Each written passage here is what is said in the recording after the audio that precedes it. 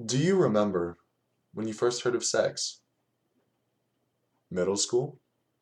Health class at some point? Or the bus ride when the older kids were in the back talking far louder than they should have been? Either way, sex is something that adults understand, as it is a part of growing up. The concept in itself makes sense to adults because it was designed for adults. With this thought process in mind, many people often wonder why it is that this next young generation is seemingly hypersexual. As stated on phys.org, Generation Z is often labeled as the hypersexual hookup generation. Let that sink in for a moment. If sexual content, whether it be in person or in the media, is an adult topic, why is this youthful generation turning out to be so contrary to former ones?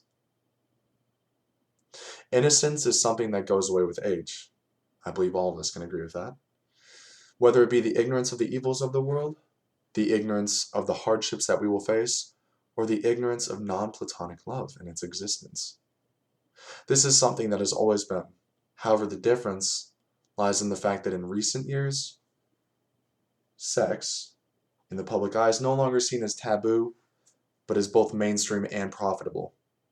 You can turn on the television with the full intent to watch a children's rated cartoon, but be slammed in the face, bombarded by erotic euphemisms hidden between the words.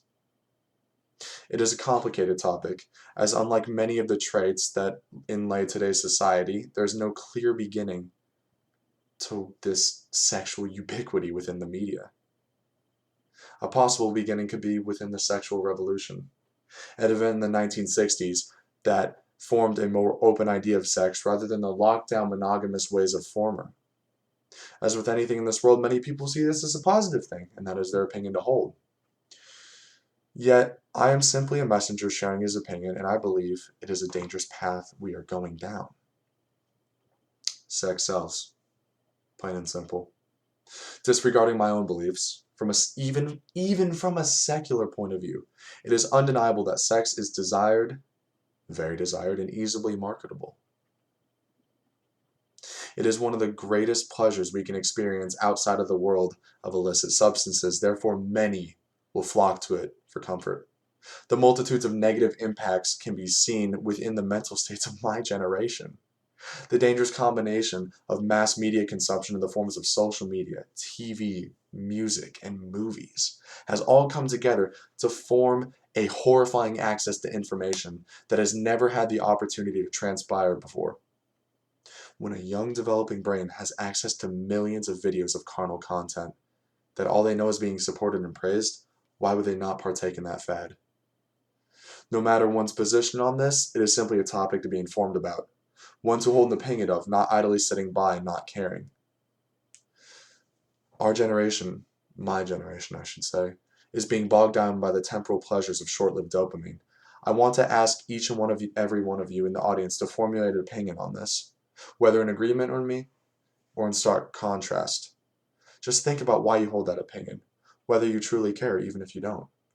A common argument is that being confident in one's body is just demonstrating a high self-esteem.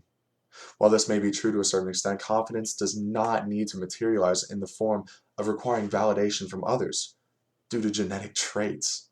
There's a genuinely alarming lack of self-worth within our community nowadays, within our generation as a whole. An alarming fact is that within the past 5 years, many children at 11 have viewed pornography for the first time.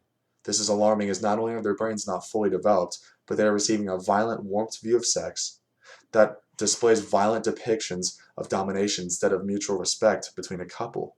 With this highly addictive substance out there for free with millions of young children watching it whenever they please, there has to be a reason for the often made correlation of modern adolescence and mental illness. With all this being said, what now? It is impossible to completely remove the aspect of sex from our society as is obviously necessary, but that is not the point I am bringing forth today. Just like drugs, sex needs to be treated with respect. Children need to be taught the risks and effects of it instead of it being treated as an idol. People need to realize it is only one small aspect of our lives that will eventually take a far lower list on our priorities. The constant education of what is and what is not healthy sexual relations would be immensely beneficial to not only the youth of today, but of tomorrow. Thank you.